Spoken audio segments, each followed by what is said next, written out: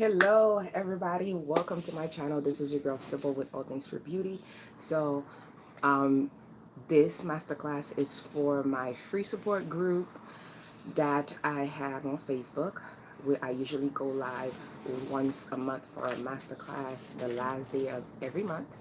Last month it was all about setting a routine. If you missed that, I know on YouTube, I do apologize, it did cut off short because my phone that I was using at that time died on me. You guys only got 20 minutes of it, but it is still available on Facebook. It is a free it is free.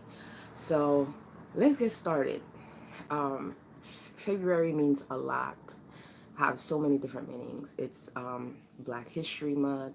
It's about Valentine's. It has so many different meanings. We celebrate it in so many different ways. For me, I celebrate my pops on the 16th. I also celebrate my little brother on the 19th, and my older sister, one of my older sister. So it's it's something that I know it's extremely hard when we say we coming from a place of love, because we were taught to hate our authentic self, and it's not easy to go back to find that. It's probably the hardest thing. But you know that saying, when they say that the love conquers it all, it is true. The reason why I say it is true, when you are functioning from just one emotion, from a place of love, where you do everything from passion, you do everything from your heart, you go hard for everything that you love and protect, you don't just love yourself differently, you see things differently. You see the beauty in everything. I remember growing up, one of the things that I used to not like when people say was, you are full of yourself. But I realized that almost all of us are empty. It's like we have nothing to give, we have nothing to pour. We just set up to take and take and take. And no matter how hard we say we are different, we try differently, the fact that we are on survival mode, we may say we want something, but our action doesn't mean that's what it is. It is it is an extremely sad thing to see so many people going day by day on an empty vessel. And and then they use the word, you are full of yourself, as if like in with the mentality of the intent of telling you, do you think you are better than other people? But it's really not that, because whatever it is that you do, good or bad, it doesn't affect other people but you. If you decide you to not get up every day for you to go to work, what's going to happen? You are going to be homeless, but it's not going to be, it has nothing to do with other people. Other people are going to keep going. So it's the same, it's the same thing. If you do something to take care of you, to help you, you should not feel guilty. You should not feel the need to explain yourself. You should not feel the need that who's going to be happy about it, who's going to love you for it, who's going to accept you for it, or none of that. The only person that you should always worried about not accepting you, it's yourself. When you look at yourself in the mirror, are you happy with what you see? Do you love the person when you see her in that mirror? When you look at her, are you happy? Not just happy with the way she look. Are you happy with how she feels? Are you happy with how she carry herself? Are you happy with the mentality? Are you happy with your environment, with the people around you? I understand that we are supposed to go with whatever we were taught.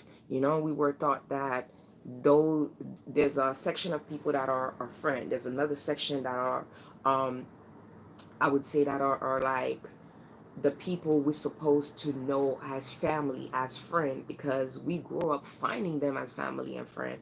However, that doesn't mean everyone that you grew up around was appointed to support you, to love you, to accept you, or to actually see you. And you have to understand, if you are the one person that was appointed to break a curse, you have to understand it's going to be hard for you to pull everyone to your side, because not everyone going to be like, oh, what she's saying or what he's saying is true.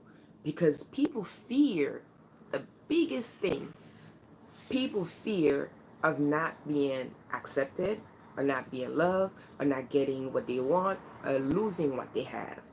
And if you love yourself, you're gonna be fearless. You're gonna take chance. You're gonna believe in yourself. You're gonna go for what you need, not worried about losing what you have, because what you have, it's in the past. If you've done it before, you'll be able to do it again. As long as you're alive, self-love gives you that mentality. Once you wake up, no matter what it is, as long as you're breathing, there is a chance to make it better. There is a chance to progress. And I know a lot of the time we are looking for perfection, but there's no perfection. It doesn't exist, because what may be perfect for me may not be for you. What may be successful for me may not be for you. It something that can change based on someone. It's an illusion to whomever you attract, and you're only going to attract people that are aligned to you. Let's say for me personally, I expect to get trolled by every person that are negative, and I accept, I'm okay that in knowing that whomever that isn't, like, grounded, who doesn't have balance within, going to feel unsettled around me, and it's going to bother them. And I love that, because I don't want to have any type of negative energy, or anyone that is not grounded, or anyone who isn't focused, who doesn't know what they want, who doesn't know who they are. Because a lot of the time it is extremely hard to actually get up and every day to fight to know exactly what you want. And not knowing exactly what you want is not because you don't know where you want to be, you don't know the next point, you just don't know exactly where you are. We are okay by knowing that, oh, I know I don't want this, I know I don't want that, I know this is not what I need, this is not what's going to work for me. But we refuse to accept where we are. We refuse to even accept who we are. And we refuse to take accountability to say, oh, you know what? This is on me. This is on me. If I didn't tolerate it, it wouldn't happen. And a lot of the time we let things happen because we are desperate for something. We are longing to be accepted. We are longing to be loved. We are longing to want something, but we do not have the patience for us to work for it. And believe it or not, I remember my dad used to say all the time, you do not deserve something you are not willing to work for. It is like a mindset that I had to get. When I first wanted to be an influencer, I just wanted to be a YouTuber really, and be an influencer, brand ambassador, affiliate, to have affiliation to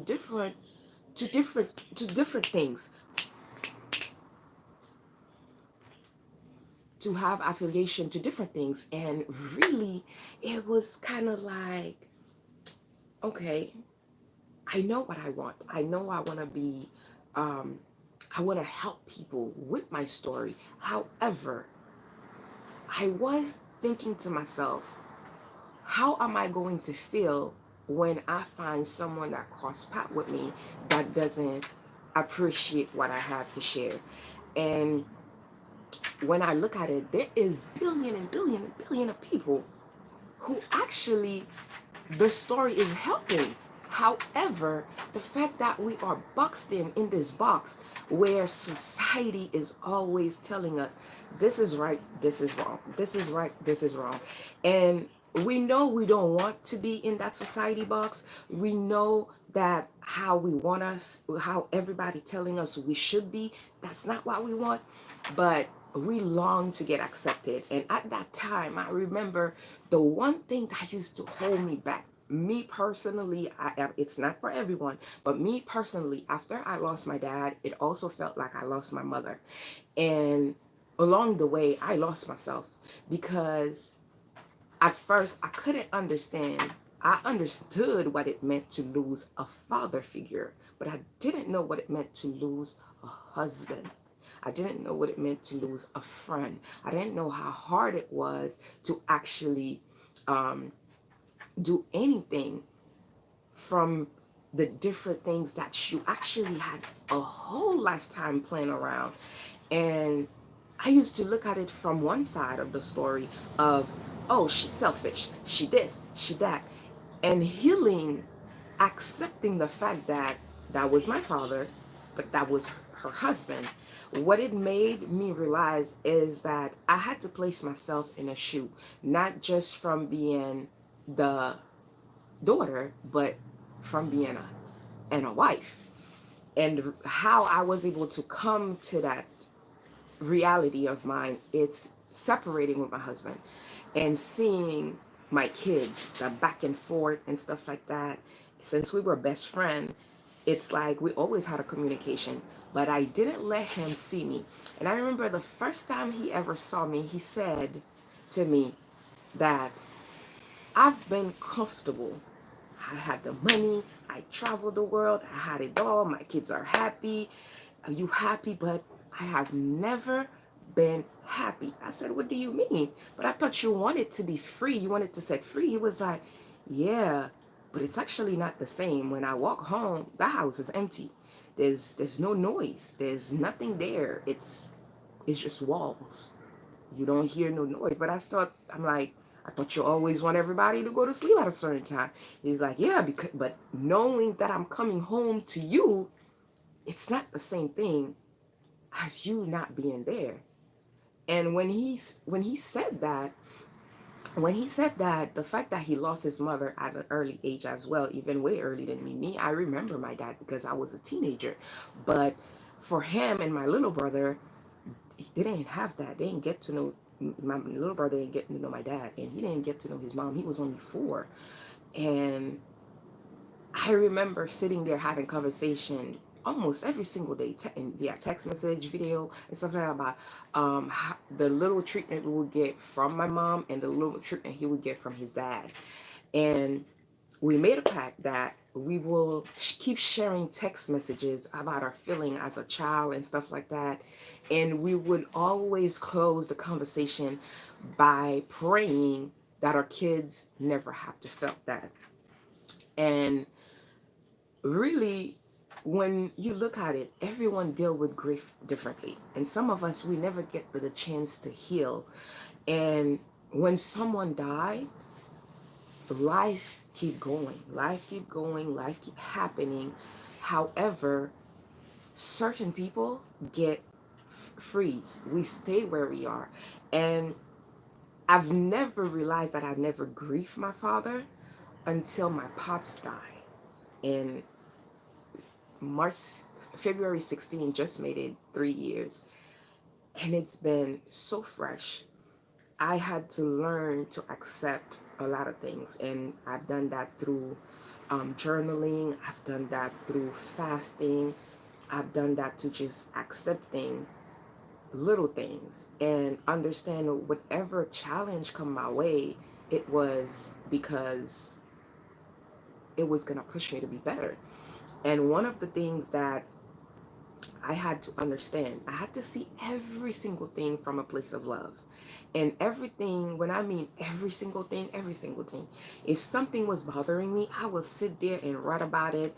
I would take videos. I will journal on my phone. I will record myself. I will go for a walk and record myself for hours, no matter how long did it take. Sometimes I would just do yoga. One of my favorite things to do, it's laying on my back on the floor and having both of my feet up. Usually I'm using all my energy in my core, and that made it where even dancing or working out in my underwear, that's one of my favorite things. It's like I'm in my own bubble, I'm in my own head, I'm questioning myself, doing my nails on my own. It's one of the things, is like the colors, the different mood that I have. It's like it's a way of putting all the chaos question, the hard question you asking yourself for you to see, to find the beauty in it. And it's the same thing as doing makeup. All of those things you can find beauties. And when you sit down and when you ask yourself the hardest question, and you don't ask yourself those questions based on how other people feel or how other people are going to see you. Because if you're always thinking about how other people are going to see you, don't think about the people around you. Think about yourself when you look at yourself in the mirror. Or even better, think about not disappointing God.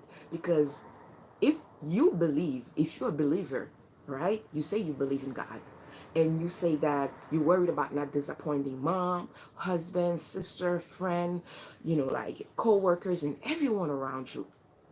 How about you put that first thing? If that is the one thing you could do, say, you know what? I don't want to disappoint God.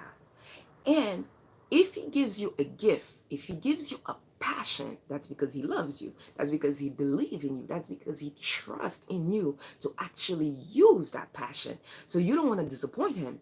And if you don't disappoint him, you won't disappoint yourself. So have that as a mindset, and you will find the beauty in everything. And once you have that mindset, you're going to accept everything. You're not going to find things to point fingers to blame people. And one of the things that mindset gave me is this. It's when I couldn't find words to describe my feeling. So I went to music. When I started listening to music, if it doesn't matter if it was a gospel music, it doesn't matter if it was a heartbreak song, it doesn't matter if it was something about being angry. I didn't think about other people. I didn't think about other people. I just kept thinking about myself. I would sing those songs to myself. And the more I did that, the easier it got for me to just sit there and say, okay, I actually don't like that person, because when there is no one around, I feel bad. I don't like how I feel. And one of the things that made me realize how uncomfortable I was with my own self, it's when I would put certain type of makeup and stuff like that, and people would be like, oh my God, you're gorgeous. And then it's like, but I don't feel it. It's not about how you see yourself in a physical way. It's about how you actually feel. And a lot of people doesn't understand that. When you are when you don't have the balance within, you're emotionally unbalanced. And being emotionally imbalanced, the first thing that it does, it makes you in your head. It makes you feel like you have to be accepted. You have to be, you can't do certain things. Well, if I do that, this person not going to be happy about it. If I do this person is not going to be about it. And you like, when someone tells you, oh, you are full of yourself, you look at it as if like, oh my God, no, not at all. I'm not better than you and stuff like that. But why would you want to run on empty? When you empty anyway, you can't function. You can't focus, you everywhere. And we tend to say, oh, my depression, my anxiety. It's not yours. You weren't born with it. You weren't born with it. You didn't go to school for you to say, oh, or for you to purchase it. No, it's something that happened. And the more those things happen, the more they just kept happening, the more we just like keep ourselves in this mode of what people want us to be. And then sooner or later, the fact that we not okay with our true authenticity, we just trying to fit in every one box. We're just trying to be accepted in society. We trying to be okay with what society is saying. So sooner or later, it's like we don't know who we are. We feel lost, we feel confused, then the anxiety start, and then it's like we start questioning God. Is it this? Is it that? And then we keep thinking that life is happening to us. But no, life is happening for us. The one thing that I know it is extremely hard to accept, it's the fact that all of us one day at some point going to die.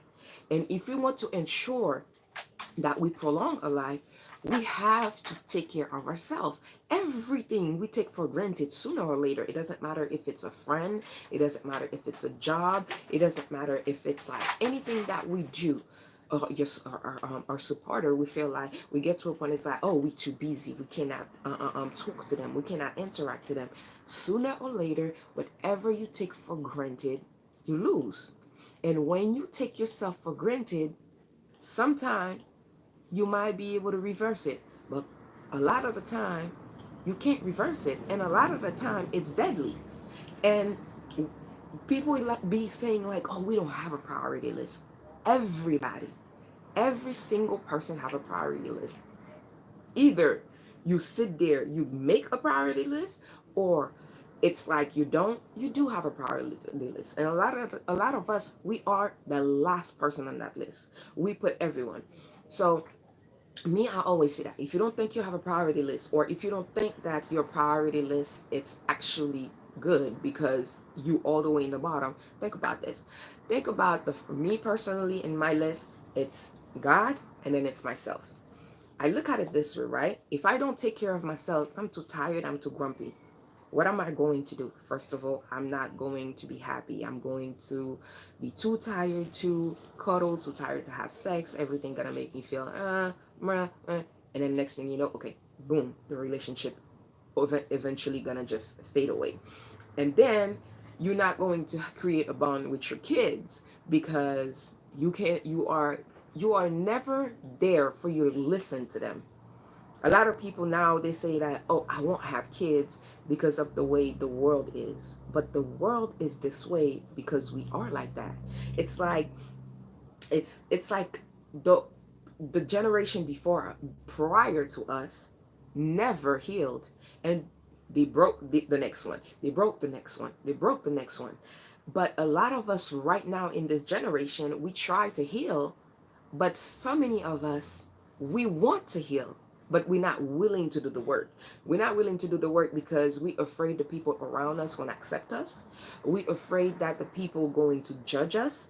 And the one thing that as soon as you like, one of the thing I remember when I started doing certain things in public, that's something that, because my husband is Muslim, that's something that he is normally. And people would be like, oh, so now you think you better than us? The fact that you don't eat this, you think you better? The fact that you don't do this, you think you better? And I'm like, okay. And when I started to be very open, very colorful about tying my hair, I remember a friend of mine that we grew up together. He made a joke, and that happened just a few months ago. He made a joke and said, oh, you would look like a cute Muslim wife.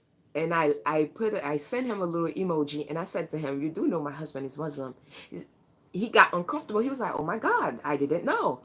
And and then someone, I made a comment about how my kids normally, especially my oldest daughter, she never really cared when she was little for her to go for meat.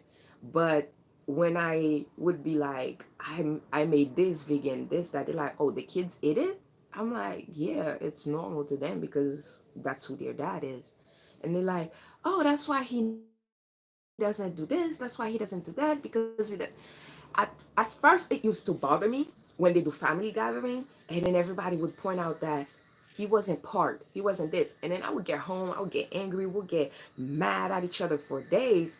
And really, it's like I was the problem. He was never the problem, because when I met him, I knew that. And it's my nephew is 21, and we've been known each other and being together for over 22 years. But yet, it gave me problem not because I didn't know. It gave me problem because everyone around me in my family had a problem with it. And the more they kept talking about it, the more I would take it out of him. And then I remember one day he said, no matter how much I love you, if you don't love who you are, if you don't accept who you are, we're never gonna be happy. I can't make you happy. I can make you content. I can bring you more joy, but I can't make you happy. Happiness, it's true to yourself. And I was like, no, because you're the one that's not doing this, you're the one that's not doing that. But he's like, what is it that I'm not doing? Why would I want to go to a party when they're serving pork when everything have pork into it, and I'm not going to eat it. And once I don't eat it, I go, everyone start complaining about it. And then when they start complaining, then your face and mood change. Then my kids get uncomfortable. For what?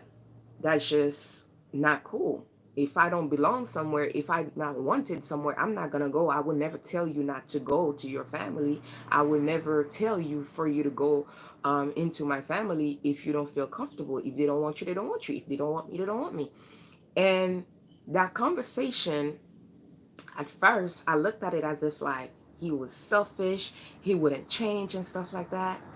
But when doing my healing, I was just questioning my own self about taking accountability for the things that I did and what I accepted. And I said to myself, well, technically he didn't do anything. He didn't change. I changed. I changed. I wanted him to change, not because I needed him to, not because I didn't like who he is, but because my family didn't like who he is. And I used to force myself to go around my in-laws, no matter how uncomfortable I was. And I said to myself, you know what? This is just not okay, because every time I force him, we get into an argument, and then these people go about their life, and I'll spend weeks bickering with him. Meaning the problem now became a personal problem in our home, and then it would be the same thing vice versa, and it was like this is not right. I have to do something about it. So of course, I decided to do something about it, and then everything went. I wouldn't say perfect. There's no perfection. What may be perfect and successful to me may not be to someone else. But as long as I am happy, our kids are happy. He's happy. That's all that matters. Because at the end of the day, when our home is closed, that's all that matters. If I die, he's the one that's gonna have to raise the kids on his own. If he died, I'm the one that's gonna have to raise the kids on my own. My kids and his kids are the one that's gonna be missing a parent. And really, when you look at it, do really a lot of other people matter? All those people we're trying to get approval from, to love us, are they really going to miss you? Are they going to care once you're gone? And I had to keep asking myself that question. And then another way I had to accept things, and that was something from like self-love as well. It had to be like, when someone do something to me, before I run and open my mouth, I would think about the environment they have. I would think about what's going on around them. And when someone doesn't give me as much as attention, I just accept it, because at the end of the day, I'm not the only person in that person's life. Regardless if it's a sibling, regardless if it's a parent. When you think about it, a sibling, right? One, you grew up with them. However, when they marry, they go and have their own family. And a lot of the time, I had to understand that, and that's how I was able to not be angry toward one of my sisters. Because when I think about it, it's like I did the same thing. I was preoccupied trying to be the perfect wife in front of my in-laws, and I was trying to portray my husband as this perfect person. I used to never claim he was Muslim. When people would make fun about the thing he would do in his hair and stuff like that, or his beard and stuff like that, it would be like, it used to bother me. But really, I would lock his hair, I would retwist his hair, and we'll sit there for hours. I'd be playing in his beard. But when I'm around my family, the fact that they didn't like it, they will make nickname. I remember my sister pointed out and be like, oh, um when I was young, I used to see old goats having that type of beard, and it hurt me. And it used to be like, oh my God. Then when I moved to college, the first time, I hated red hair. I hated red hair because a lot of people in my family already have red hair, or this like dirty yellowish color. And I used to get bullied for it. And when I wanted to change it, the color my parents, or I would say my sister, was okay for me to do, it was burgundy. So as soon as I was going to college, the color that I liked was blonde. or I would do it like a caramel color, or sometime I would just have it my roots being black and then the blonde I did, because that's what made me happy. And the fact that I have a yellowish undertone, the red just look off on me. I would look so like off. But when I have that color, it brighten, like it's like light in my face. I could be having a bad day. I could be having a raccoon eye, just like I have right now, because yesterday I was up until 3 a.m. supporting a friend. It's like no matter what it is, I just had to keep fighting. And I said, you know what? Mm-mm. Sybil, no. No, no, no, no, no, no. We're gonna bleach our hair again. We're going to cut our hair. We're going to go back natural. And then this is what we're going to do. We're going to try colors. If we can't find a color that we like, we're not gonna do it. I try red. Purple is my favorite color. That crap made me look ugly. I try so many. Orange was beautiful. Yellow was beautiful. Pastel pink was one of my favorite. But I didn't like the fact that I had to keep shampooing my hair all the time. It was too much. I don't like to waste my time on nonsense. But I became obsessed with the blonde. And another thing that I've got judged for since I first became a mother was the way I raised my kids. Oh my God. People bash me for that for so much. Oh, they're not, Sydney's not your friend. Sydney's your daughter. Sydney should not just be able to walk somewhere and pick this. She's too young. Why is she gonna grow out of the shoe so fast? And I'm like, okay. And I remember the first time I got home, mind you, I had a C-section. I got home, someone came to visit. And when they came to visit, the first question they said was to my mom, she's a baby. Why does she have a room? I'm like, why does it matter?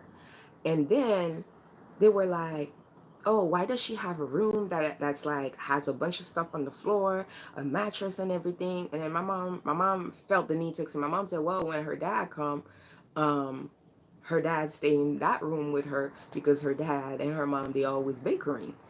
And and then they had a problem with the fact that I had a regular crib and I had those little bassinet and something on the bed, and I also had a little bassinet in my mom room and the park. And oh my God, this lady was like, "Oh, you spoiling that kid.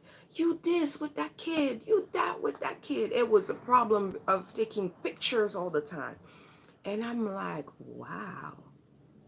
And the other thing that they had a problem with, the biggest thing they had a problem with, is the fact that I didn't shove it down my child's throat when she spent her time. She went to that whole thing about being Catholic. Of course, you know you have to do your first communion. You do 2 years of school, and she came home and she wasn't happy about doing it. Yeah, I paid for it, but she wasn't happy, and I didn't feel like it was right. And what people doesn't understand is like I feel like as parent, everything we hated as a child, we do the same thing to our kids. And I'm like, so how do you break that cycle? It's like I don't understand. You hate it, but you do it too. And I had to understand with my mom, when you read the Bible, the true Bible, not the one that missing multiple part, when you read it, it tells you this. It tells you you're supposed to respect your parents. And then your parents' responsibility is to take care of you. And also, they're supposed to influence you in the right way. But it also tells you you are going to leave your parents to make your own family. But it doesn't say that your mom, your parents, your sibling is obligated to love you. No, it doesn't say that. However, it says to love and care and respect for everyone as you do for yourself. And this is what I mean by people functioning on survival mode. If you are on a survival mode mindset, you're not functioning on self love. You're not functioning in that one emotion that is love. This is why they say love conquers it all. If you think about everything, every answer from a place of love, from a place of kindness, you're not going to find anything difficult. You're just going to accept everything from for what they are, for who they are. We tend to say, and I'm going to give you guys an example different from the mindset. We tend to say that we want this, right? We want this, we want something different, but we are impatient. We are not willing to invest. We're always giving ourselves excuse. Well, I don't have the time. I don't have the money. You don't have the time. The only time that is guaranteed, it's the one you have right now, because you don't know if you're gonna wake up tomorrow. And you have to understand, wherever you are right now, it's not because of anyone else. We made that choice. A lot of the time we make choices because of the benefit it's giving us right that moment, because we just wanted, we want different, but we're not thinking about tomorrow. So something that may be extremely successful, extremely profitable, extremely big at that moment, that same choice can be your downfall in the future. And you have to understand, this is what I mean by always being intentional. And if you're a nice person, a people pleaser, there's a difference between being nice and being kind. Okay? Kind people are mindful.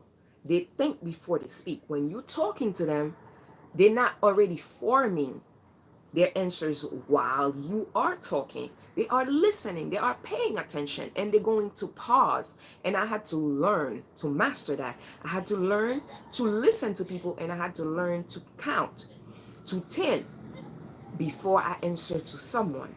Because before, it used to be, I'm angry, I'm defensive, that person is coming for me, that person doesn't like me, that person doesn't believe in me, that person doesn't support me. But really, was that person anointed for that? What was that person selected to be one of your supporter? Just because that person is your friend, just because that person is a loved one or a family or anything like that.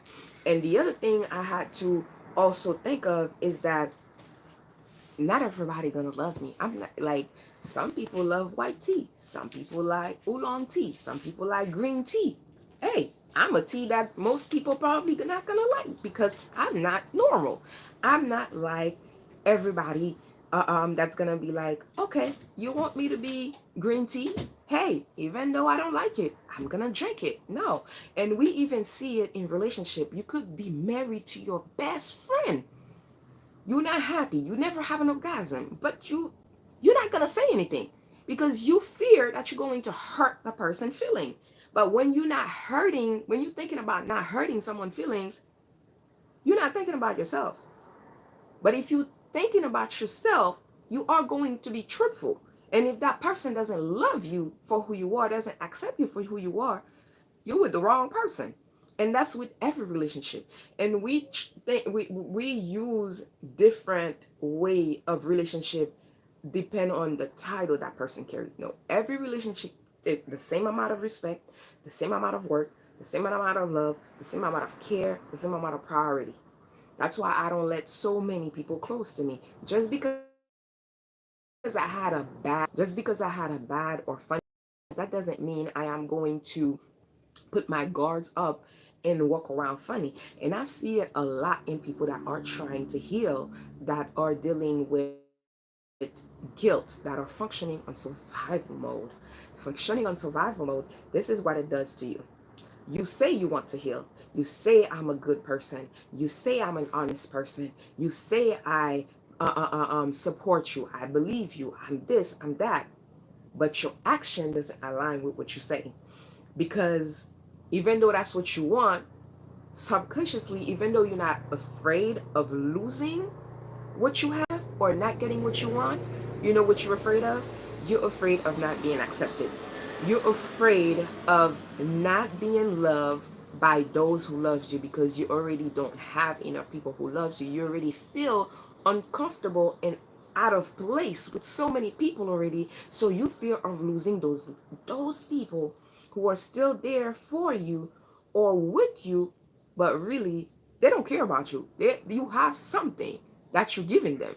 They are feeding on you. They are leeches. They need your energy because you are one of the chosen one. And your energy is big and bright. And if they let you out of your shell to be your full potential, you're a threat to them because now you're different. And people don't like different. People don't like change. People are afraid of change. And what people fear, what people are afraid, they are going to destroy it. And that's what a lot of people doesn't understand. And this is a lot of reason why people get stuck in the wrong place when it comes to healing. Because healing have different stage. When you first start healing, you angry, you bitter, you want everyone to hear you, you loud. It's like you did this to me. You need to own it. Like it's like you want them to get there. And that's the place where you want everyone to change with you. But you have to move on by accepting that the healing, it's to you personally, it's not to everyone. So once you accept that, then you get to the depression part. You sigh, you always crying. And the more you go out and pretend and accepting the same people that broke you, the hardest it's gonna be. And those stage are stage that you could keep bouncing back and forth between of them. And that's another stage that you can either get stuck, and that's what bring, suicidal thought and so many different things. And that's like you imbalance. You don't really believe in yourself. You want something really fast. You impatient about it. And that makes you have your guards up because you can't trust people. And the fact that you can't trust people, it makes you look funny, do shady things. And sometimes some of us are okay. We take accountability and like call ourselves out and say, oh, I was shitty. And some of us will never do that. And the reason why I said that to say that, I'm going to explain it to give you guys an example. If you say you are hard to trust someone, right? But you decide to do something with someone, you ask for help, you withhold information, and then things just start flying in and out, flying in and out. You know what that makes you? It still makes you a liar. Because when you came, if you said to me, oh, you know what, let's open a cake shop. We're going to open a cake shop. We're going to bake cake together and just have people join and bake with us for therapy, for therapeutic reason. And then you're like, okay, but you know that me personally, you know that I'm perfecting my craft as a baker sooner or later for me to open my bakery. And you know that um, I love helping other people to learn how to bake. And those other people, I can't stop them from opening their bakery before me or selling their baked goods before me. Because just because I help someone, that doesn't mean that person not gonna get better at it before me. Because what makes someone better at something, it's the consistency in their work. If that person put more hours and more work and more passion into it than I do with my craft, that person gonna get successful before me. And sometimes it's just not my timing because there is something I need to learn I haven't learned yet. And then the same you who decided to call me, you went and boom, you open your own bakery. And then you open your bakery and then I'm like, you know what? This is not what I signed up for. I'm going to remove myself out of it. And you feel some type of way because you feel that, well, what's mine is mine. Yes. We had hours and hours of conversation and the conversation never got there. Oh, well, I don't owe you to tell you anything. I didn't come to you for help. I didn't come to you with the idea. You came to me. If you came to me and you withheld information, meaning, first of all, you did it to use me, that's one. Second of all, you know what you did. You just don't want to apologize so you don't look bad. And that's where people doesn't like to be called shitty or out of their shit. But that doesn't mean just because I had a bad situation with someone doesn't mean when the next person come, I'm gonna block my blessing because that person might be my blessing. And I always tell people that it's not about how long you know somebody, because the people, when you think about it, the people you know your whole entire life since you've been a baby may not support you, may not love your craft, may not be for you. And somebody, a stranger you just met, may be like, oh my God, she is amazing. She is great. She is that. She is that. So you can't base your relationship on how you trust someone, on how you love someone, based on the amount of time you know someone. Think about it. When you just give birth to a child, you know that child for their whole entire life, but that child doesn't know you. But guess what? That child trusts and loves you, period. From the first time they smile. I will never forget that. When I gave birth to my oldest daughter, she came smiling. When I say smiling, her eyes were open and smiling. The second one wasn't like that. But her, she was smiling. And I remember the first time she saw her dad, it's like I wasn't in the room. It's like I wasn't in the room. I didn't exist. And one thing about their dad, it doesn't matter what's going on or whatever it is. He always say that. I don't care who you are, and that's including me as their mom. I'm not going to kill my kids. I'm not going to take anyone's side. It doesn't matter if they're wrong or right. That's for me to go call them out in private, but not in front of you. I'm going to stand up for my kids because people didn't stand up for me when I needed them to. And something that I realize is that that's a way of having your kids trust you when they do something wrong, for them to run and come to you because they know at the end of the day you're going to support them. And a lot of people, they go and have kids and blame the world for the thing that's happening to their kids.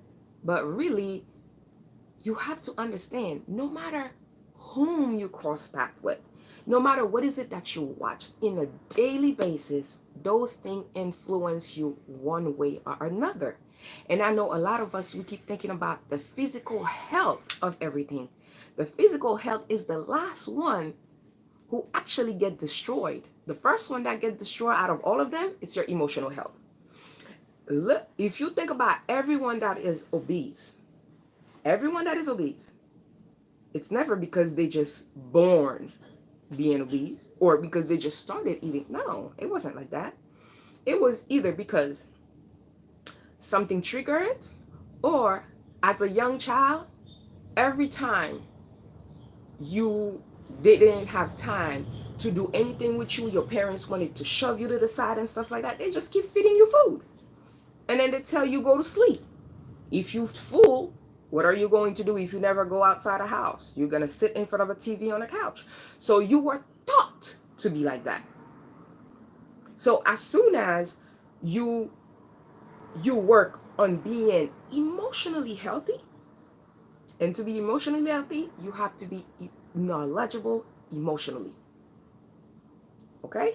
And that's starting with the mindset. And a lot of people, they don't understand there is four part of that. The same way there is your mind, your heart, your soul, your spirit is the same way. There is me time. There is self-maintenance. Self-maintenance, funny thing is, a lot of people think that self-maintenance is self-care. No. Self-maintenance, actually, it's your mood. It's your vibe. It's your energy. It's how you present yourself. It's keep you mentally sane. Self-care, in the other way, is setting boundaries. It's the parameters that you put around you to know that, okay, the people that matter, the people that keep me healthy, the people that are for me are inside. And the people that aren't for me, they are outside. You don't have to keep your guards up, because at the end of the day, a lot of the time we accept things because we either desperate for something that we really want, or we just don't want to lose something because we're afraid of what society going to say. A lot of the time we stay in a marriage, it's not even because of the kids. If anything, if two people are yang yang yang yang at each other, you guys are destroying the kids and putting the kids against each other, against you. So that is selfish. You're not doing it for the kids. You're doing it because you don't want society to judge you. Or it's like you love someone, but you don't stay with that person, or you're not with that person because of, oh, Well, my family doesn't like people with tattoos. My family doesn't like people with this. My family doesn't like people with that. But let me tell you something. Out of all those people, you are trying to get approved. You are trying to be validated. You want to support. You want to love you. When your eyes close, how many of them going to remember you? How many of them going to think about you and talk about you? If somebody not going to literally remember you, that person not going to keep your legacy going, that person doesn't matter. If that person doesn't pay your bill, that person doesn't take care of you, that person doesn't matter. It doesn't matter if it's a mom, if it's a dad, if it's a sister, if it's a brother. It doesn't matter what title, because you have to remember when we came to this world, those titles were already there. The only title, the only title that has person individually, that we, the choice we make, and those choice can be influenced by those people that we found here. Those choice can be influenced. Our husband can be in her husband, girlfriend, boyfriend, whatever, can be influenced based on other people. The job that we do can be influenced based on other people. And a lot of the time we don't we don't make our passion be our job, be our, what, like our purpose or calling. We don't work on it because the people around us doesn't support it. The people around us doesn't believe in it. The people around us doesn't see it as that, because it's against their beliefs. So just so we don't lose those people, we lose ourselves. And it's okay to lose everyone and not yourself, because once you lose yourself, the more you lose yourself, the more you are unstable, the more you are detaching yourself from God. And that's like your spiritual, that's when you like literally spiritually unbalanced. And then basically by now you're not grounded. Your energy gonna pick up in the wrong vibe. You're gonna give the wrong vibe. You're gonna walk around shady. You're gonna hurt friends and people that truly love you, not intentionally, not on purpose. It's just going to happen because you are insecure. And when you are insecure, you don't know what's going on, you all over the place. Sometimes you create shit that doesn't even exist. And the more that happen, the more it's like, oh my God. But then you're not gonna take accountability, because it's easy to just let it go and pile it under the rug. Who, you know what? Besides, you, her and I was never cool. But you go back to your old crowd, because your old crowd, they love you empty. They love you empty. When you're not empty, you're a problem. And if the person that is fueling you is, you go back to them to tell them what is going on, how you feeling, stuff like that, they're gonna put crap in your mind for them to tell you that, hey, that person is not for you. Of course that person is not for you, because that person is trying to make you the way they don't want you to be. Because if you're that way, you're a threat to them. So they want to keep you in that box shell. And that's where a lot of people get stuck. And that's why a lot of people, they find the opportunity, but guess what? They missed it. And people like that, they live on guilt. They live with the emotion of being bitter because they missed their purpose, they missed their time frame. And really, you miss it because of your choice. You miss it because you were either was trying too hard to impress everyone around you instead of focusing on just you, or we try to rush the season to get somewhere before it was actually ready, or we trying to compete with other people. You can't compete with no one. That's a big illusion that I don't understand, that I see everyone does. Like sometimes I see people, they like, oh, I'm not going to support that coach, I'm not going to support that business, and this and the third.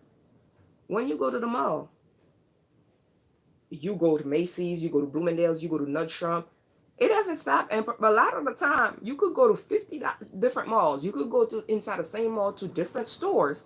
They are selling the same exact brand.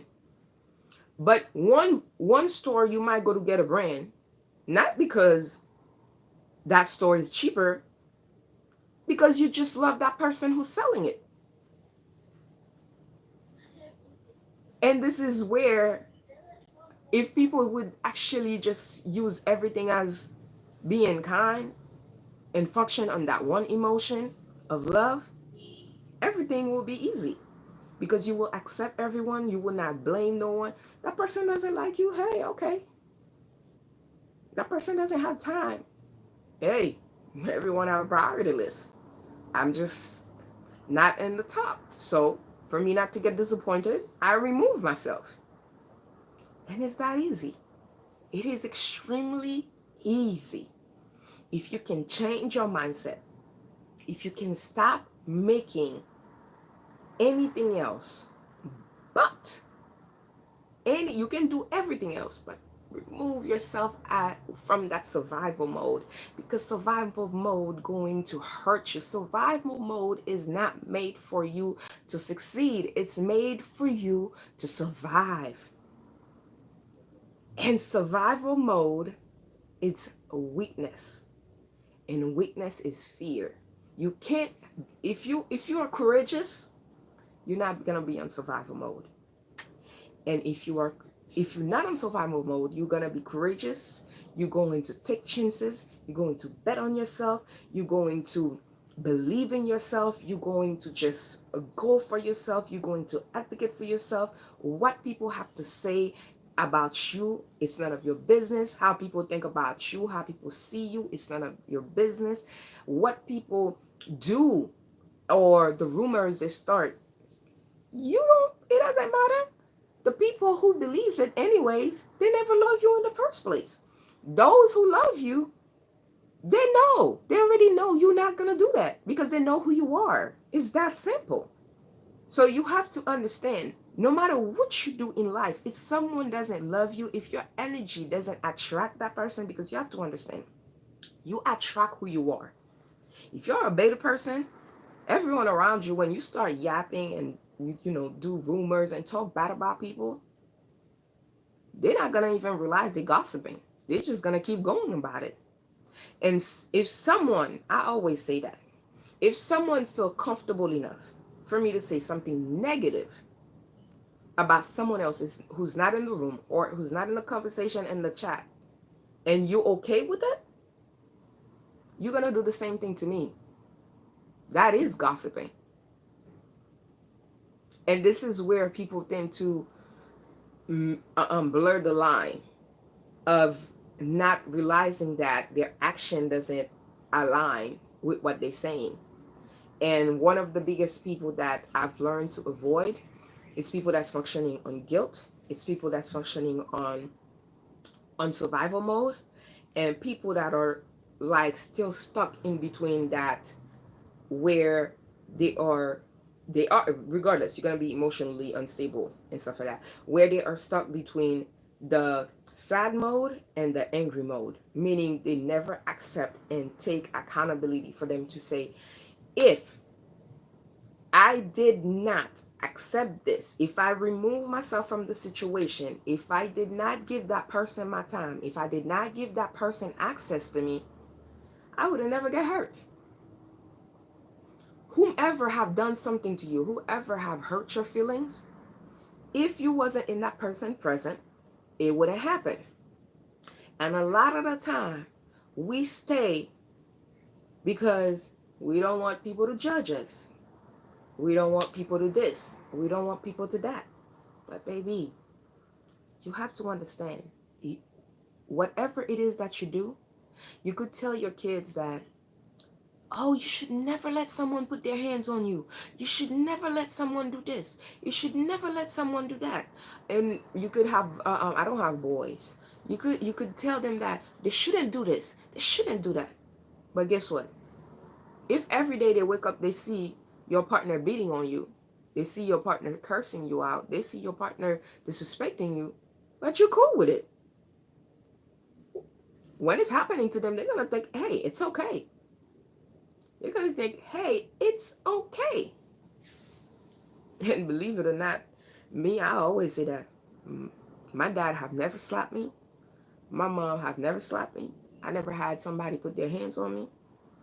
The day that somebody will put their hands on me for you to think that I'm going to be okay with it. As a matter of fact, as soon as you open your mouth for you to say, I'm gonna. And I remember when I decided to walk away from my husband, because again, like I said, I was broken and I felt like he wasn't right for me because everyone said he wasn't right for me. And that thing kept spiraling around more than once. And our kids, as you can see, they're 7 years apart. And it was like, it was so funny that he wasn't okay for me, not because he wasn't treating me right, but because he wasn't accepted. And something that I realized, and something that I had to understand, and I had to be like, damn, it's not him. I'm the problem. It's when I left, but then financially, it's like he never left. And it never bothered him. And I remember every time he had one of his business deal that go boom, he'll call me or text me and be like, oh my God, and this and the third. And I would never forget that. I would never forget that when he had made one of his biggest business deal when I first broke up with him and stuff like that. But at that time, I didn't move on or anything. And he called me, he was like, man, remember I said if I ever made that much money for doing a business deal and stuff like that, the benefit that I get, that I don't have to invest, that's just like pocket money and stuff like that, I will split it with you 50-50. And this man came with a handful of cash and said, this is your half. And I looked at him like, are you joking? And that was the first night I ever tried Hennessy. And I only took a shot and I threw up. And I remember he was holding my head and he was like, damn, you can't hold your alcohol at all. And I'm like, but you're not supposed to drink either. It's like, well, technically, I'm not supposed to be doing anything. I'm spiritually imbalanced. I'm not grounded. It's like I'm all over the place. And I'm like, but you're not supposed to drink alcohol. That's against your faith. He was like, I'm not supposed to be outside my house either. I'm not supposed to be without a wife either. I'm not supposed to allow my kids to be raised without me. But guess what? You made that choice for me. I didn't make it. So, hey, why not? Try something I've never tried before. He was like, look at that. I'm 30. I'm in my 30s. I've never drank alcohol before. So, hey, somebody gave me one of the most expensive Hennessy. I didn't have nobody. I don't have friends. You're my only friend. So, hey, I came to celebrate with you. But apparently you can't drink either. And I remember he was so drunk. His brand new Range Rover, he hit it trying to leave the parking lot. And I was like, oh my God. And when I had the conversation with my mom, I had that conversation with my mom, with my best friend. I had that conversation with, I remember with both of my siblings, my sisters, I would say, and also with both of my brothers. One of my brothers are older than me. One is younger than me. And it was so funny how everyone answered. Those who did not agree with certain things, who felt like he wasn't good enough for me or didn't approve of him because he has dreads or because of his beard and stuff like that, it's like, well, it's money. Like, he's supposed to this, he's supposed to that. And another thing that was so funny, it's when I would never forget that he was there financially, but I asked him to give me time to heal, to stay away from me physically. So because of that, he was always traveling. He was never around because he didn't want to feel that he couldn't see his kids, and he didn't want to feel awkward for me to be just shipping the kids to him or anything like that. So he was always out of town. And somebody told me to put him on child support. But I said I thought child support it was because the person wasn't there financially. And to the person is that, well, you unhappy, you miserable, you sad. Why he got to be living his best life? He's traveling, he's having fun, he's this and that. And I remember that was one of the things that pushed me to move on and stuff like that. And oh my goodness, this dude would complain about everything. He would complain I wasn't an island girl enough, I wasn't Haitian enough, that he didn't like my type of food, he didn't this, he didn't that, and then his favorite food was pork. He could eat ribs every single day, and that's different from my norm. And I remember my oldest daughter, oh my God, Sydney started laughing my face. And I remember on New Year's Eve, I invited everyone to my house. For Thanksgiving, he came late. And it was basically, he picked up his food. And for New Year's Eve, he came.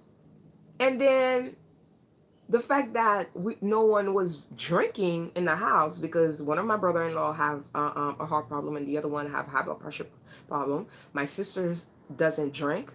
So he took a bunch of bottle, because the bottle's usually there if other guests come, but I don't have friends, so it's like it's always been there.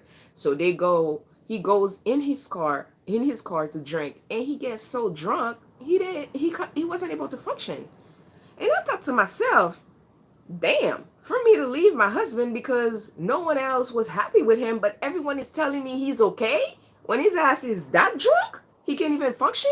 And then the whole time the party was going on, he went and outside in his car and he complained about everything that I do. And the funniest thing I remember, when my little brother busted out laughing.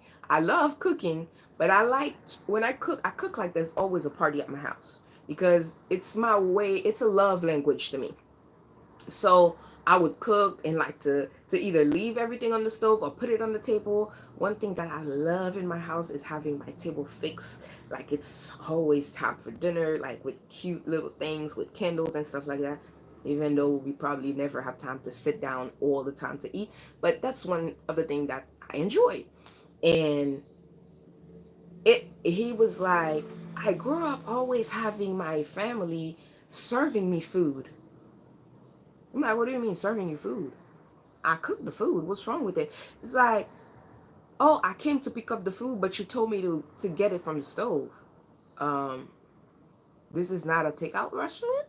So yeah, you came with your bowl from your house. So you're going to get the food. If you feel comfortable enough to come with your bowl to come get food in my house, you should feel comfortable enough to go on the stove to make you a plate. And I thought to myself, it is so funny, because the mindset of a Muslim, you should not serve another man. If a man is not your husband, you should not serve them. And I remember my dad used to always be okay if, like, he would want water or juice, or even my pops, or tell me, oh, go get this, go get that for me. But when a friend, especially a guy friend, when a guy friend was in the house, if it's a woman friend with my mom, he would be okay to say, oh, did you hear your mom wanted this, wanted that, to bring it to our mom. But if it's him with his guy friends and stuff like that, it's like, us girls, we weren't allowed to be around. And if the person asks for something, doesn't matter if it's a bottle of water and stuff like that, the maid had to come serve them, not us as girl. But he never told us why he raised us like that. But my husband, he's always very open up and stuff like that. How when he walk, with the religion, you have to be a few steps behind, and this and the third, you have to be on a certain side and stuff like that. To be honest, it's kind of sweet and romantic, because what woman want to be on the side of the road where you could get hit by a car? And to me, I felt like it's just like protective. And but people feel like it was wrong. Oh, that's because he didn't this he didn't respect you. That's because he didn't this. But he never he never disrespect me about my food. He never told me to change. He never told me to this, he never told me to that. And I thought to myself, like, I thought people would be happy for me to be accepted for who I am, to be okay with the things I love. It was so funny. Everyone around us doesn't want us to be ourselves if it doesn't fit the category of what society call perfection. Even if you can't function mentally, even if you hate yourself, even if you are imbalanced, even if you are all over the place, they do not care. They just care that you fit in that box. And to me, if you are looking to fit in society, if you are looking to fit in that box, if you are okay to be in that box, if you feel like for you to be perfect, you have to belong, your worth, it's based on the value others put on you, you don't love yourself. You do not love yourself. And if you don't love yourself, if you don't love yourself, then something wrong. Because the first thing and the only thing you should do to be able to be 100% yourself, to be able to be grounded, for you to be healthy emotionally, mentally, spiritually, and physically, it's for you to love yourself. Because I didn't start losing the weight. Every diet worked. Every single diet worked. I have lost over 60 pounds in less than 5 months before. But guess what? It was a temporary result. I wanted it fast. I wanted it quick. The person that was giving it to me, I was willing to pay an arm. And I remember there was time I paid 1,700. There was time I paid Fruit Blend. That was 21 days for 400 and something dollars. I bought so many different products that will give me headache, make me nauseous, will give me so many different things. I've lost the weight. However, months later, I will go back to where I started. And this is where I said to myself, I can teach someone to do something, but I don't want you to take the experience just doing the time that I'm saying it to you for you to be like, oh, no. I want to break it down, and if somebody really want it, I don't have to chase that person for that person to be sitting there and follow me. That person just gonna follow me because they not just need the information, they want it. That's why I don't go where I'm needed. I go where I'm wanted. Because if I am wanted, you're not wasting my time, and I'm definitely not wasting your time because I'm giving you what you want, and then it's feeding my heart and my soul. I'm not gonna feel unmotivated. I'm not gonna feel like I need to stop posting because everyone is because most people, when they it's what when you just need something, you're gonna get the information. Just because you buy a product, that doesn't mean you're gonna use the product. Or just because you buy a book, you read the book, or you go to a seminar, that doesn't mean you're going to actually apply what you learn. And that's where it's different from somebody who need what you're giving and somebody who wants it. The people who need it most likely are people who can afford it, or people who can who have the time for it, or people who going to pay you 10 times what you even offering, who are going to be there lurking and stuff like that. But once they get all the information they feel like they need, that doesn't mean they are going to use that information. They're just going to shelf it and go about their business, because now they're gonna feel like, this is taking too long. This is too much work. I don't have time for it. I don't have this. I don't have time. So now let me go find someone who can make it quicker, because I want it quick. It's taking too long. But someone who wants it, it's going to sit there. That person going to interact with all my posts. That person going to won't miss anything with all my questions. They're going to follow me everywhere. They're going to be it when I say something and stuff like that. They're going to be like, oh, they're gonna ask you question, and it doesn't matter. They'll be like, I'm sorry, but hey, can you make it more clearer? Can you make it more this? Can you make it more that? And that's also because I am in a place where I am wanted and not needed. Because once you in a place where you need it, when they're done with you, they shove you. And this is why I don't do follow trend. This is why I don't force people to interact with me. This is why I don't force people to come and do this. I'm not gonna be like, oh, if you're my friend, if you really support me, if you really this, if you really that. No, I don't need you to believe in me. I already believe in me. If you believe in me, I don't have to tell you to interact with me. I don't have to tell you to support me. You're just going to support me. Period. And what you're gonna get back from me, it's I'm gonna show you, hey, you there for me, I'm there for you. You're writing for me, I'm writing for you. That's simple. But I'm not going to force someone, hey, my love. I'm not going to force someone to be there. No, it doesn't work like that. That's why you guys have to separate yourself. Love gonna take you where you are wanted.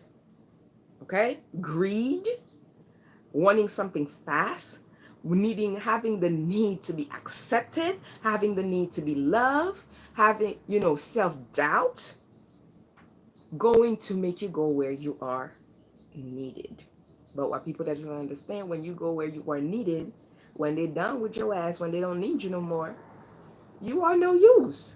But if you are somewhere where you are wanted, you are wanted. So it doesn't matter.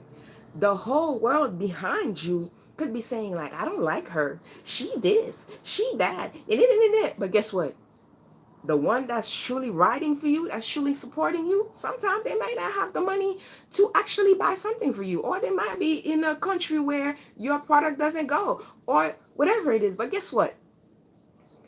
The conversation you're gonna have, and those people, I promise you, if I have a headache, you guys gonna know. She asks me how I'm doing every single day. And this is what I mean by true supporters. And this is how I make sure. Back in the day, I used to actually do my giveaways by whomever is able to answer my questions. I don't do that like that no more, because every platform tell you who your true supporters are. They tell you every week who have been supporting you. And when it comes to to YouTube, actually, it's very funny.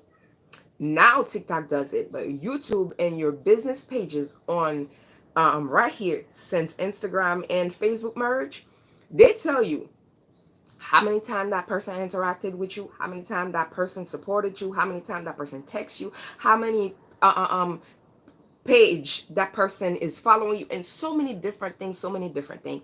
And when I looked at it, I was like, damn, there's some people that won so many times.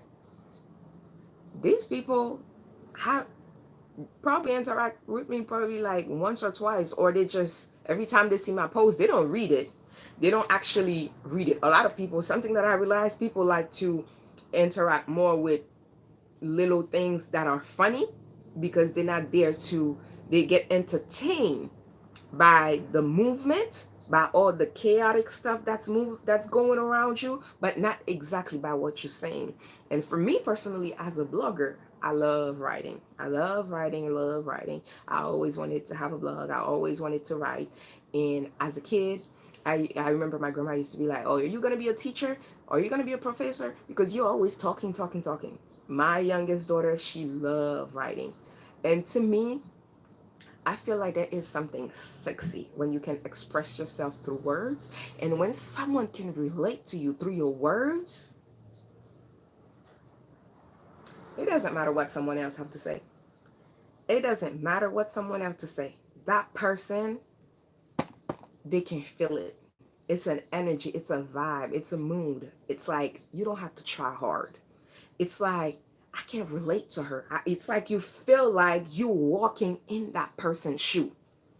And to me, that's authenticity. And if it takes me, just this morning, I was saying, like, I'm like, this is a lip here, meaning 4 years from now, again, I'm going to see it. I said, if it takes me 4 years of consistency doing the same thing I'm doing right now every day, just by making better. And that's when I find all my supporters. That's when I blow up. That's when I reach all my clients. That's fine. Because one thing that I know, those clients, the supporters, going to love me. But guess what?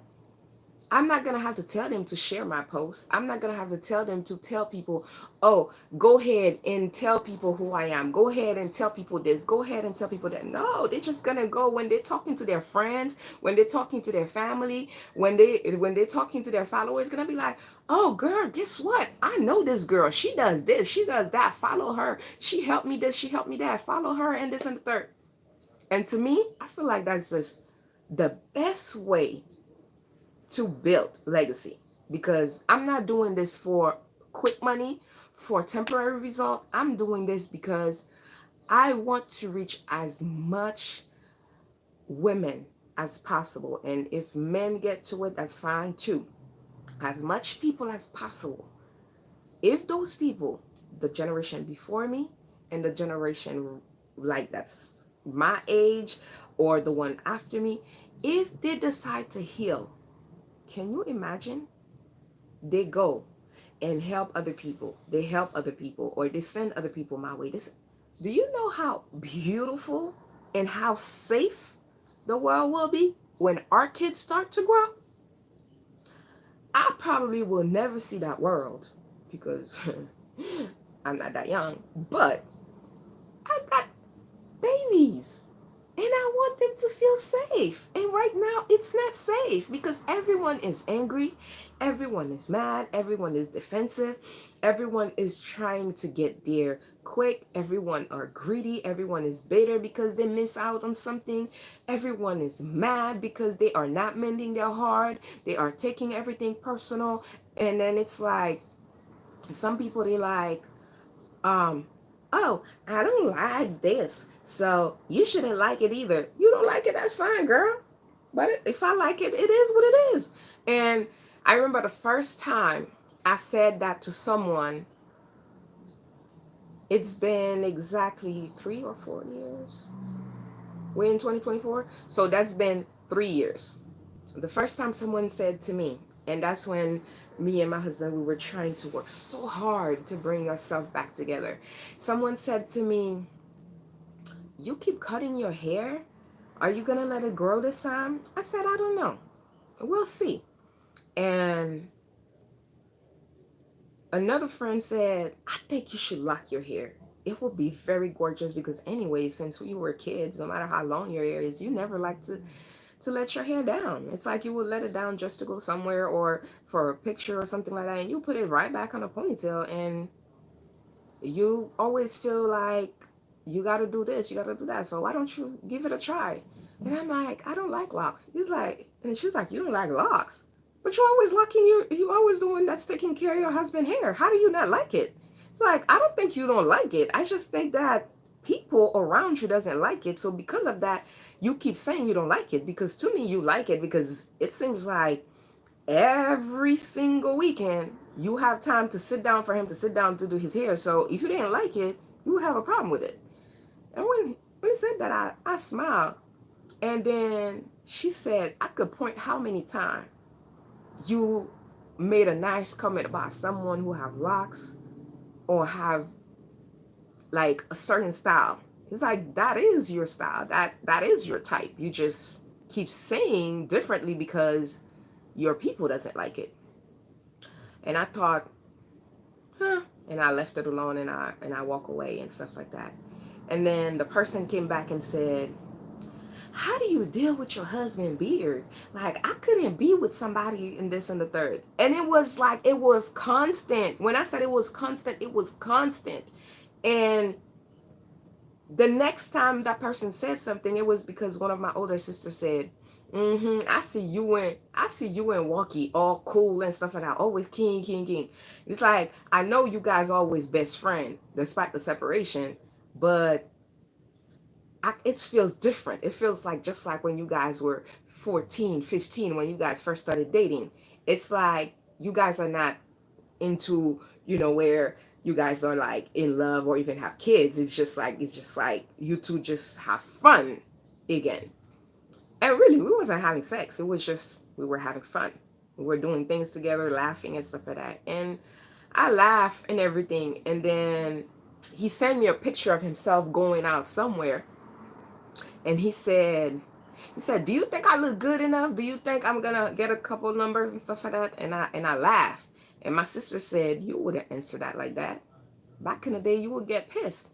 But at the same time, she said, I remember that was one of the things that he used to say, and you used to, your answer used to be like, it doesn't matter how many number. I know at the end of the day, you're going to come back and tell me the jokes and stuff like that, and then just go about your day. And usually when he would give a number out, it's usually my number, and it used to be funny. And sometimes I would just sit there, he's sitting next to me and I'm texting with that person and everything, and sometimes it's people actually that I know that would be trying to do that, and it used to be hilarious. But when people started to tell me they didn't like him, I used to be a guard. I used to get mad at him. I used to be this and that. And when my sister reminded me that's how we used to always be, and at that same moment, this girl opened her mouth again and is like, "Oh my God, why did he left his dreads so long?" And I'm like, why does it bother you? Like, you never actually even sat on the same table as this man. So I'm like, you may seen him across the room or why he come pick me up. You see him, so why does it bother you so much? It's like, oh, he's rude. And I'm like, how do you know he's rude? If you never had a conversation with him or come to our home or for us to come to your home, you usually just see us when my sister is doing something. And usually he's always late. He always come at the time when I'm leaving or he come early and he leaves. And that person brought up again, why did my sister allow, if me and him was beefing, why did my sister allow him to be, and my nephew to invite him at his graduation? And I thought to myself, like, it doesn't matter how I felt. That's his graduation. He's not coming for me. And that would have been selfish of me for me to tell my nephew, for someone from the time he was born, he find him there. He been in his life, his whole entire life. I've been dating this man way longer than this boy been born. And then for me to tell him, oh, I'm in my feeling, you can't invite him, that's selfish. And this is where people doesn't understand what is selfish mean. They think it's when you take care of yourself. No. By me telling him he couldn't do that, that would be selfish of me. At the end of the day, that's a kid and that's his graduation. He's entitled to invite whomever it is. And if I feel uncomfortable, I can choose to tell my own nephew, baby boy, I'm not coming to support you, not because I don't believe in you, well, because I don't feel comfortable. Now it's not about him anymore, it's about me. And this is what happened when to me, this is what selfish means. Selfish is not standing up for yourself. Being self-centered, it's not being aware of the things that's not good for you. And if anyone have a problem with that, that person doesn't love you and that person doesn't love them. And if somebody doesn't love themselves, they can't love you because they can't give you what they don't have. And the sooner we accept that, the easier life gets. And I really hope this masterclass was able to help any one of you guys who sat there with me. I appreciate both of you ladies. I know a few people stopped by and left. But let me say this. If, it doesn't matter if you got your replay, if you truly, truly, truly love yourself, what other people have to say doesn't matter. You will go where you are wanted, not needed. You will remain where you are wanted, because where you are wanted, they are going to applaud you. They are going to support you. And something that people doesn't understand, applauding you keep you motivated, keep you accountable, push you to do better, push you to not just be there, because you know what happened. You don't want to disappoint those people. Let's say right now, right? I decided just because I didn't have a good enough sleep, or because I was supporting someone, or because not a lot of people had responded. And funny thing is, I have people, everybody was there for the let's set a routine, weight loss, other thing and stuff like that. But the self-love, not everybody accepted the invite. Not everybody accepted the invite. But at the end of the day, for you to love yourself, it's for you to be true to yourself. And it's easy to pretend than to be true, because if you're not pretending, then there's a possibility the people who accept you now, the people who love you now, will never love you. But what you doesn't understand, when you are authentically yourself, you will find more people gravitate towards you, because there is a million of people that are there that loves you. But they don't know you. They can't see you because you are pretending to be someone you're not. And this is where people say they want something, but they're not willing to do it. Because really, losing, it's not always a bad thing. When you lose something, if you're looking at it like, oh my God, I just took a loss. I just lost a friend walked away from me, a friend didn't do this, my relationship just that, my sibling doesn't talk to me, my parents doesn't this or doesn't that. If you're looking at it like that, you're always going to be complaining. You're always going to be moping around. You're always going to be sad. You're always going to be down. You're always going to be depressed. However, if you're looking at it like that, damn, I didn't do anything. I'm not the one who did it. That person was shitty. So, hey, it is what it is. You don't have to ask for an apology. You don't that person doesn't owe you one anyways, because believe it or not, when someone do something to you, they know what they do. They prefer to avoid you because they will a lot of the time when people apologize, people who doesn't like to apologize, it's because they feel like if they apologize, they are lowering themselves. However, apologizing takes a lot of courage, and that's something that makes you feel good. And believe it or not, when you apologize and it's genuine and it's accepted, you don't just feel good. You know what happened? That person gonna look at you in a high standard. When I first started my healing journey, I used to be like, if you treat me that way, I'm gonna treat you the same way. But then I realized that every time I would do that, it's me dragging myself down to that person. So with someone, you treat me a certain way, I don't like it. Hey, the only reason you were able to treat me that way is because I made myself available to you. And if I feel like I'm not high enough in your priority list, that I'm always being let down. Hey, it's not because you don't have time for me. It's because I make too much time for you. If I don't make time for you, I'm not gonna get disappointed. It's that simple. Because at the end of the day, if you look at it, we only have 24 hours in a day, and not all of us always get to see that 24 hours. Look at that. It's gonna take 4 years before we see another leap year. Do you think that if we decide to go to the gym every day, we just stop eating, that's gonna ensure us seeing the leap year again? No. We might look great and still take our life. We might have every money in the world and take our life. We might decide that the choice we make now, that's going to give us the millions of dollars that we need. Guess what? 4 years from now, it could be our downfall. And it happens all the time in front of us. It happens all the time in front of us. So don't just focus on your physical health.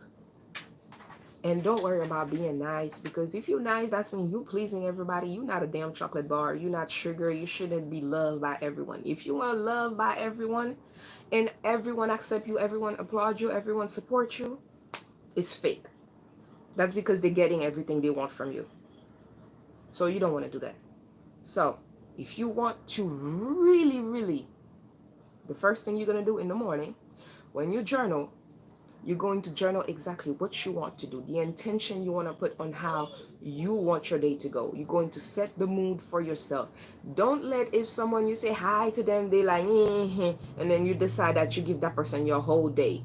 No, that's not having self-control. Meaning you don't have control over your emotion. Meaning anyone can decide to mess up your day. And then that person go about their life, and then you spend weeks and days moping around. And believe it or not, if you do not have the energy, and usually when you don't have the energy, it's because you let somebody else drain you. No, that person is having a bad day. Hey, you keep it moving. That doesn't mean the next person, you don't want to say hi to the next person, or you decide to, if that next person say hi to you, you don't answer. What that says? Now you just went out of character just because someone else did the same thing to you. But yet you saying like you change, you different. No. That person just control your next move. And if someone is able to control your next move, it's able to control what you do, you're not healthy. You are not healthy. It doesn't matter if you have a six-pack or whatever it is. And I'm going to tell you guys that again, because there is someone that wanted to work with me. I declined it because that person, everything they were eating, the calorie was great. The amount of protein was great, but the amount of processed food, the amount of sugar, the amount of flavoring, the amount of things that was in those products. And I thought to myself, that would be bad because, yeah, she can't afford it. She can't pay me. And believe it or not, $3,700 sound great. There's a lot of things I can do with it. But then I'm thinking that she's going to lose the weight, but what happened if something happened to her? If she gets sick, now she's going to go around and tell people that I helped her and I was okay with the product she was using, when I'm telling everyone that processed food is the one thing I don't deal with, I don't use, but then I wanted it because of the money. Now, she done go and post that everywhere, and guess what? Now no one gonna believe in me. And it was a hard decision. I remember sitting there talking to my husband about it, and my husband said, okay, do you want to have the 3K now, or do you want to have multiple millions of people that probably will never be able to afford that money, but they will support you to where they will keep pushing you to where you can find people and find other ways to make that money. And when he said that, I said, you know what, fine. It was a hard decision for me to pass it on and stuff like that. And I reached out to the lady and stuff like that, and I said to her, you know what, I'll pass. I hope you do find someone else to help you. And I had to explain to her that I'm not a weight loss coach, that I'm a lifestyle change coach, that I have a different step and stuff like that. And then she said, well, can I just pay you for you to just give me those steps? And I said, you know what, how about this? And that's where I said, I'm going to just go ahead on my YouTube, go back on my YouTube and just do the videos 10 minutes every morning to give the different step, the different type of things that people can do, where they don't have to sit there for hours and hours to listen to me. They don't have to jump hoops to look and stuff like that. And then I will keep them motivated on different ways and different platforms and stuff like that. But YouTube will be where you go, you learn, you get the information, and it's every morning you get something, and it's not long. It's like long enough for you to walk around or long enough for you to this. And I was like, you know what? I'm going to take one day out of the month to do a masterclass based on the topic that I know that will increase the change in the lifestyle. And I would say about 3 days ago, another person reached out to me and said she saw my page on TikTok, and she was like, oh, do you have a checklist that I can purchase from you and stuff like that? I said, yeah, I do have a checklist, but that checklist, you can wait for it. It will be available on my page. It will be for free and stuff like that. And she said, why would you not sell it? I said, because my true supporters, believe it or not, I realize most of them doesn't have the fund to pay me. And if I want to help them, I can just put it there for free, but then the interaction will get me what I need. And she was like, well, I need it down. I can pay you for it. I said, no, I'm not. I said, if I go ahead and put it on my YouTube, put it on my stuff, and you go and copy that, I can come back and sue your ass, because now that's copyright. But if I give it to you before I publish it, it's not copyright. You could say it's yours. And the person said to me, oh, you seem like a smart one. And then I was like, damn, I'm black. I'm not stupid. And she said, well, I didn't mean it like that. Oh, besides, you look like one of your parents was dipping into milk. And when I said I laughed, I was like, wow, the audacity that people have. Back in the day, I could have go crazy and be like, oh, you this and the third. Da, da, da, da, da. I just laughed. I just laughed. And yeah, actually, it's like that one of my parents. It's from generation to generation. It's been like that. A lot of us are mixed. And I said, funny thing is, I happen that every single day my family called me yellow. And I called my husband after that and I told him the conversation, and he was like, you do know you look yellow. And then I busted out laughing. He's like, you see how you laugh? But yet you were getting in your feeling because someone else pointed the same thing, just because me, I'm your husband and I'm black, but the person isn't.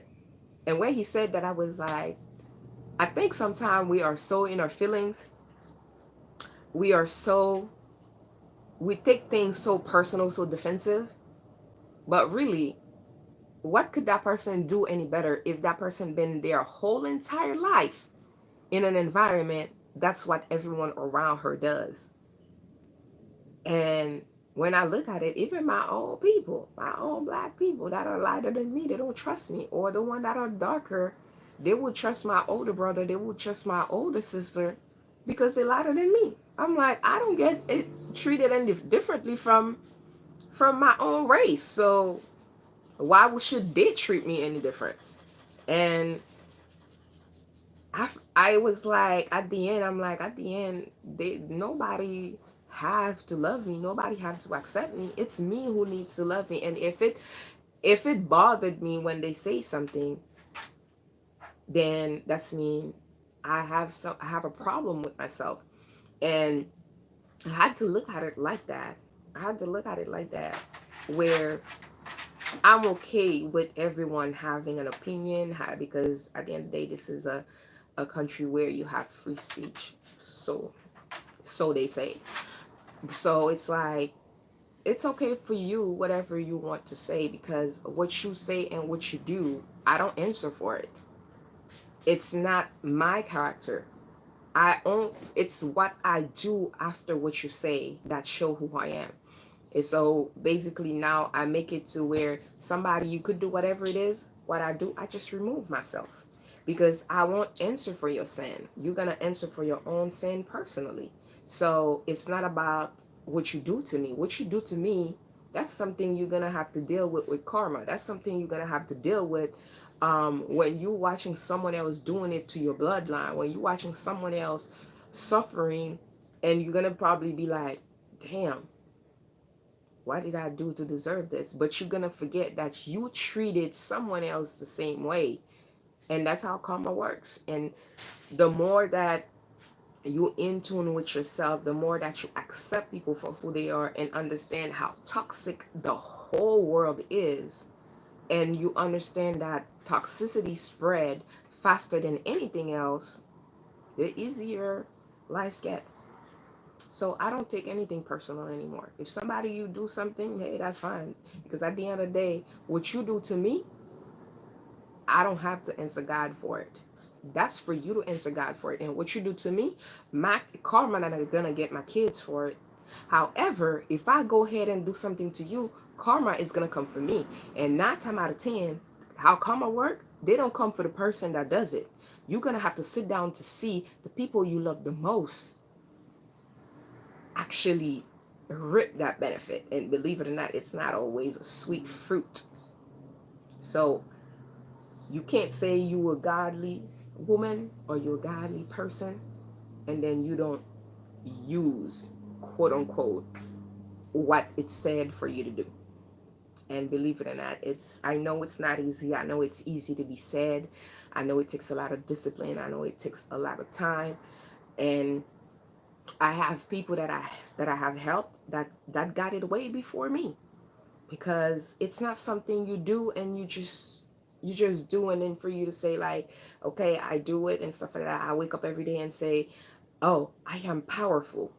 But you're chicken out every time you face something. Your action have to match your affirmation, and that's how it is. And then if you guys do affirmation, let me give you a little trick. In the morning, when you wake up, you should affirm whatever it is that you want in your life.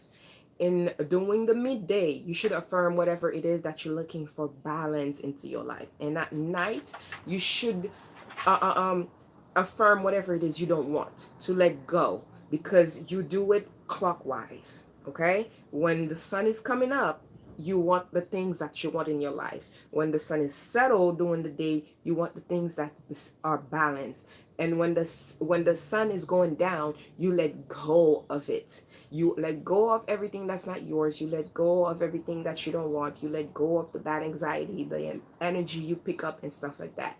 And that is another thing that you want to do when you are going to sleep. It, make sure you don't go to sleep mad. Make sure you don't go to sleep angry. Make sure you don't go to sleep with nothing bad. When I say nothing bad, with nothing bad, because that's how you messed up your mood. If you are angry, if you are sad, and you go to sleep like that, your eyes going to close. But really, you are not going to be rested. You're gonna wake up, you're gonna be tired, you're gonna have a migraine, you're gonna be grumpy, you're gonna be like in so many different things. So try to set the mood. I don't journal angry. If you journal angry, when you go back, it's gonna be like, and if you journal based on a topic, it's more like you're writing your thoughts of things that are like, it's like okay, let's say I'm writing about self-love. You pick that topic to write about, so you're gonna be like, well, I know self-love mean this, I know self-love mean that, so I know I should be doing this, but you're not really doing it. And if you are doing it you're just writing based on what everyone else did to you throughout the day, then what's the point? You're keeping scores. No, you want to journal that day, and that's when you journal at night. That's a reflection. In the morning, you being intentional how you want your day to go. Okay, when you journal in the morning, make sure you are intentional. This is how I want my day to go. This is what I want to do. And then you make a priority list. You make your priority list not based on what's gonna work for other people. You make it based on what's gonna get you closer to your goal. Okay, because believe it or not, you don't have enough time in a day for you to get through everything you want to do. So you're going to make your priority list, your to-do list, based on what's going to get you there faster. You understand what I mean?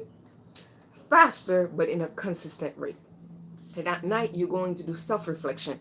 Don't say, well, today my coworker did this to me.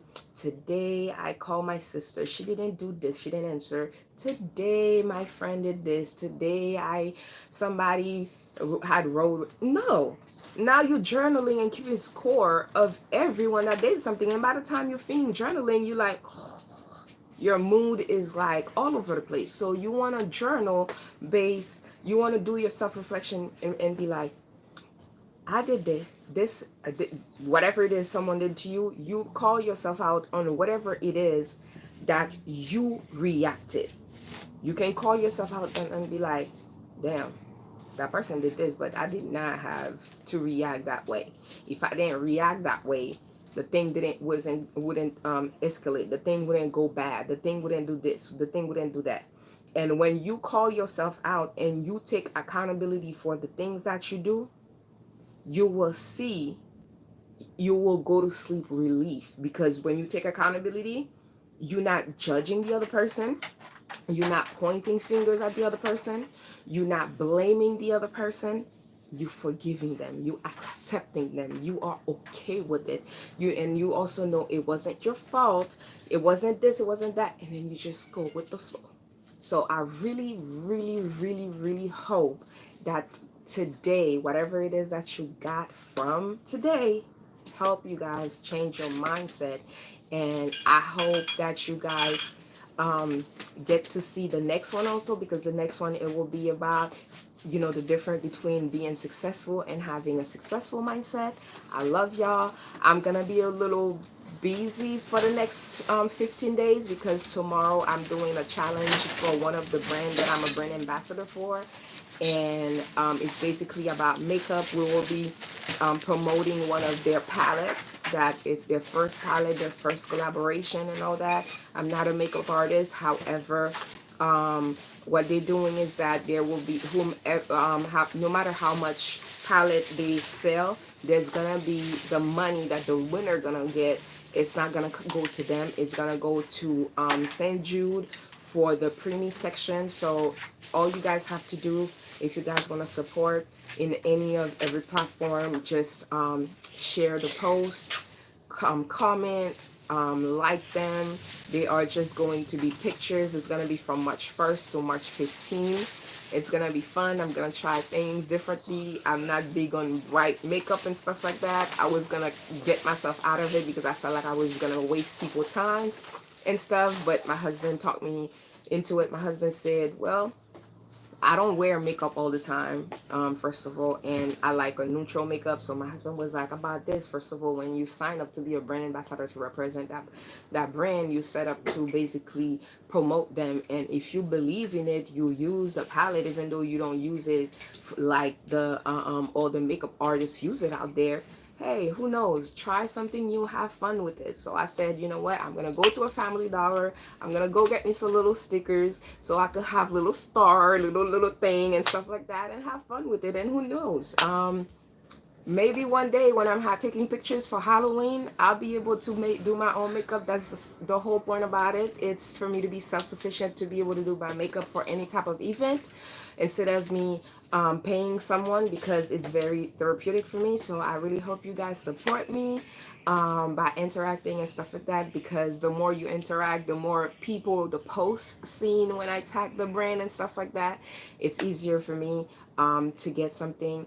I have had multiple miscarriage due to preemie, and I decided after my last daughter I tied my tube because it was too hard. I didn't want to go through it because her, even though I got her, I spent my whole 9 months in the hospital. It was very uncomfortable. It was extremely painful, and I felt like it was selfish of me because even though I am here, I became depressed and suicidal and so many different things because around that time, right after she was born, I lost my grandma, my grandpa, exactly 4 months later, and my, basically, I could say my mother-in-law, my husband, grandmother who raised them, all of them died one after another, and I became extremely depressed, and it was extremely sad. He couldn't help me, I couldn't help him, and this is one of the things that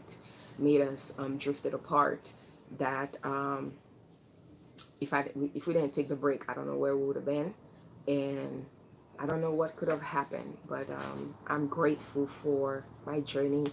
I'm grateful for the person that I am. I am thankful and proud of the little girl who never gave up, who never stopped believing in herself, who didn't run away, who didn't stop doing what she believed in just because they told her she wasn't good enough. I I pray and hope that my story empowered and influenced as many people in the world as possible, because I do believe every story is worth telling, because there is something in every story. Stories are testimony. As long as you are true to yourself, as long as you're not taking your story and form it based on the people that did something to you, it's like what you learned from it, what you got from it, how you were able to conquer for it, and not being like a victim or pointing out villains and stuff like that, and still love everyone and accept everyone for who they are. Every stories has a reason and has a purpose, and the best way you could heal from a situation, from a trauma, from a story, it's by embracing and teaching others to that in the future, or those who doesn't have the courage enough for them to stand and do it, but because there is so much chaos going on around them, they fear of the judgment that they're gonna get from other people. I I am grateful for each and every one of you guys who take your time to interact with me, who take your time to support me. I will never be able to repay you for your time, because time, it's not something anyone can give back. But I really hope whatever that you take from my journey, you take from my posts, from my masterclass, from my video, whatever it is, it's something that help you, and it's something that you don't just have the experience in the moment while we talking to each other, while you watching it. It's something that you go and apply for yourself, because the best thing is when you apply it. The best thing is when you apply it. I know a lot of people tell me that it's they don't see enough of the stuff and whatever, but I post daily. If you interact with my page, with my post daily, you will never miss none of my stuff. And I'm gonna clarify again the reason why I didn't promote my healing page in the beginning is because I was still in my healing journey. I was healing, I wasn't healed yet. And when I said I was healing, I wasn't healed yet, I know a lot of people say, but well, you've been losing the weight through self-love. You've been this, you've been very inspiring and stuff like that. Yes. However, I wasn't grounded because even though I knew how to control my self, I knew how to control my emotion. However, I was still, I still didn't have the 100% control that I needed to get to protect my energy, my my spiritual health wasn't 100 yet, so I didn't feel aligned and grounded within. So that's why I didn't promote it. And I am just grateful. Last year was probably one of the worst year of my life, especially after a huge accident that messed up my back.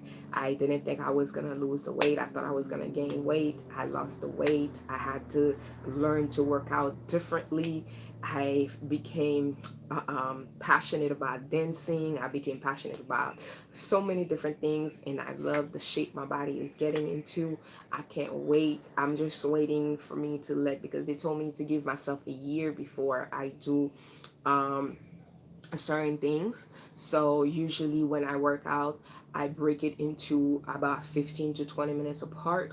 So so what I'm waiting for is when I am able to do 1 hour session workout for me to do it live for you guys. You guys will always have it right here on Facebook, and of course with my YouTube people, for free to always work out for me with me on live. It's an amazing thing when you can just work out and feeling yourself at the same time, just in the vibe. I incorporate dancing, yoga, and as well as using very light little small little thing that are extremely cheap that I get on Amazon, and they are amazing. One thing that I was the most crazy about, it's my arm, and I thought my arm would never shape, and knowing that to see this right here, it's getting smaller, but it's not like, because here used to cover my elbow. It used to cover my elbow so bad. So it's like, I don't know. It just feel great. It just feel amazing, because everything they used to tell me, oh, if you don't go to the gym, you don't do this, you're not gonna lose the weight a certain way, you're not gonna do that, your boobs gonna sag and stuff like that. No, actually, my boobs haven't been like that since I had my first kid. So it was the thing for me. And something that I realized also, a lot of the drink that I was taking was making my hormone extremely imbalanced. So that's something that I want you guys to very careful about when you guys are juicing and when you guys are taking things for cleanse. Me, I don't believe in detox products. As you guys can see, I promote Madura, but I don't promote their detox product because I've never used it. I don't believe in detoxing at all, because it is more harmful. Detox should be something that your body do naturally to flush things out. And when you are juicing, if you are getting up and taking one juice every single day for a couple of days, your pH balance gonna be crazy. You're gonna harm yourself even more. You're gonna have acid reflux and so many things. A lot of people that lose weight, especially if they did surgery or they did like extreme diet of using products to stop them from craving certain things or stop their anger from eating the amount of calories their body actually need, they lose weight and your skin get extremely saggy, because you're not only losing fat, you are losing muscle mass, and you are breaking down your collagen, and your body basically age where you get a bunch of wrinkle because it doesn't have the bounce. It eats all the collagen out as if like you are older than your age, and if you are older than your age, then there's no collagen for it to hold it together. And this is why a lot of people keep saying like, well, you're losing the weight, but why is that you don't have a lot of saggy skin. Um, Most people, and especially me too, when I first started losing the weight, not this time but prior to me doing a lifestyle change, I when I would lose the weight, you could see here used to fall. So now what I do, I go with the weight loss journey in a whole different aspect. I pay attention with myself. I pay attention with things that I do.